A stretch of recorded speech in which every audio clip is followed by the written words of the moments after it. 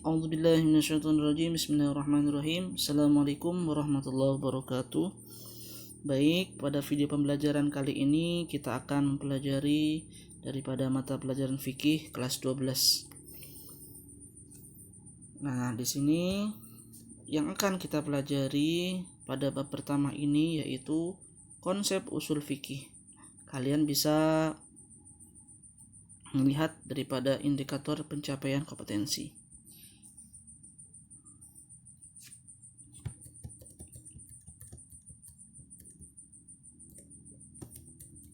Baik, kita lanjut.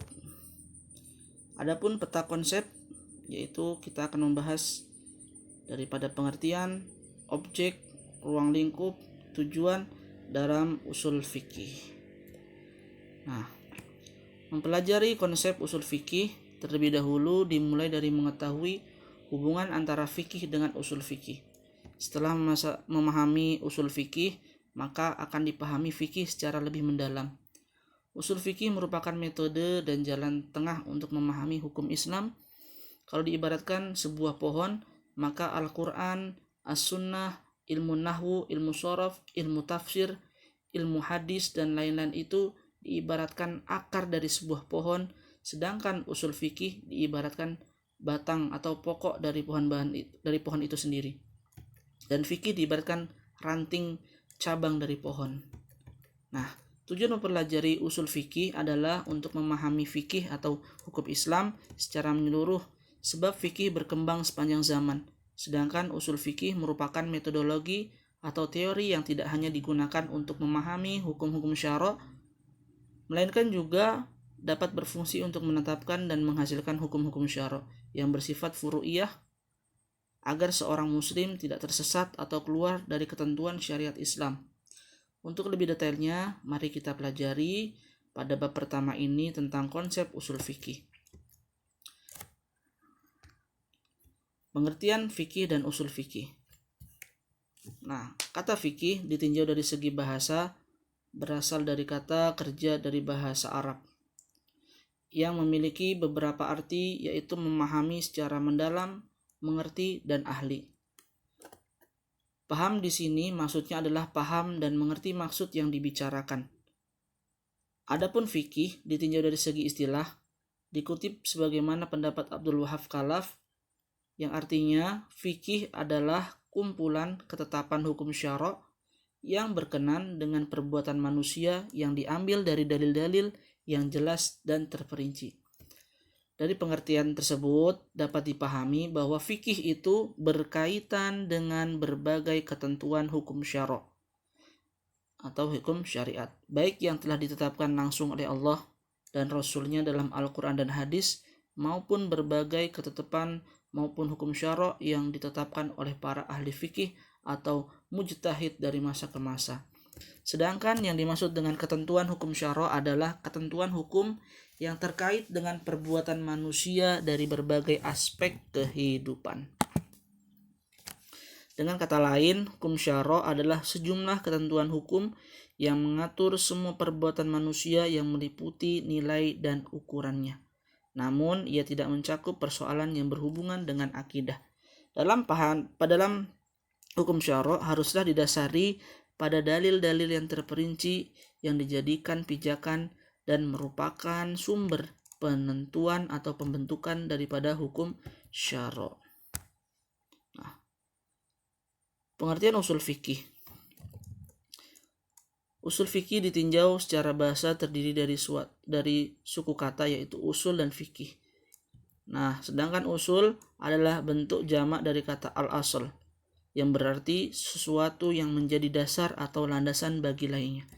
Adapun kata fikih sebagaimana yang diuraikan tersebut berarti pemahaman atau mengerti secara mendalam.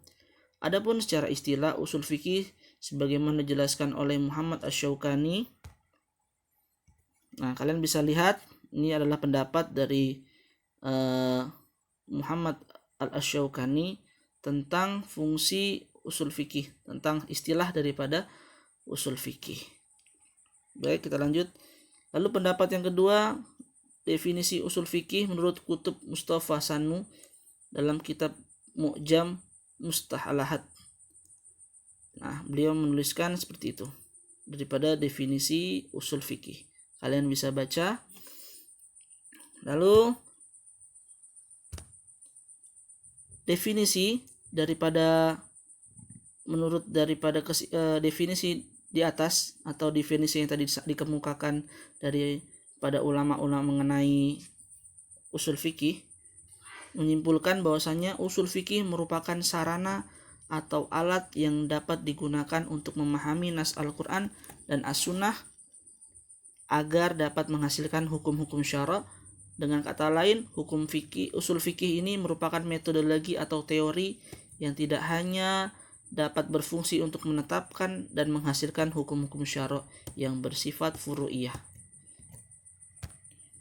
Objek pembahasan fikih dan usul fikih. Yang pertama, objek pembahasan ilmu fikih.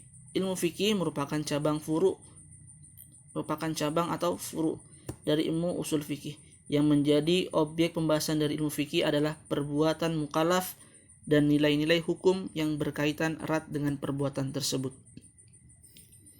Dapat dikatakan pula bahwa perbuatan seorang mukallaf itu berkaitan erat dengan taklif syar'i yang menjadi beban seorang mukallaf dalam berbagai aspek kehidupan. Berbagai aspek kehidupan mukallaf meliputi aspek muamalah, jinayah. Aspek ibadah menyangkut hubungan vertikal antara manusia dengan Allah dan menyangkut segala persoalan yang berkaitan erat dengan urusan mendekatkan diri kepada Allah, seperti sholat, puasa, zakat, dan haji, serta berbagai bentuk amal kebaikan yang lainnya. Dari sini pula muncul istilah ibadah mahdhah dan ibadah ghair mahdhah. Ibadah mahdhah adalah ibadah yang memiliki syarat dan rukun yang ditentukan oleh syariat dan pelaksanaannya, dijelaskan dalam Al-Quran dan hadis. Ibadah ghair mahdhah adalah ibadah yang sifat bentuknya, kaifiat, dan waktunya tidak dijelaskan secara rinci.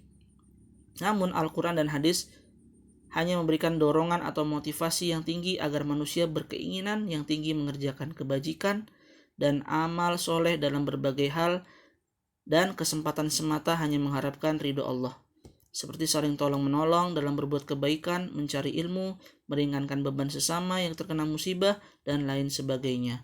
Ibadah ini merupakan kewajiban manusia sebagai hamba Allah dan sekaligus merupakan bentuk pengabdian diri manusia sebagai hamba Allah yang beriman dan bertakwa. Pembahasan berikutnya adalah meliputi aspek muamalah yang terkait dengan interaksi sesama manusia, seperti hal-hal yang terkait dengan harta jual beli, sewa menyewa, pinjam meminjam, titipan atau syirkah, syiasah, dan lain sebagainya. Selanjutnya, dalam ilmu fikih dibahas juga permasalahan ukubah yang berkaitan dengan tindakan pidana dan kejahatan serta sanksi-sanksinya seperti pembunuhan, pencurian, perampokan, penganiayaan, dan lain sebagainya. Lalu yang kedua, objek pembahasan usul fikih. Objek pembahasan ilmu usul fikih adalah syariat yang bersifat kuli atau yang menyangkut dalil-dalil hukum.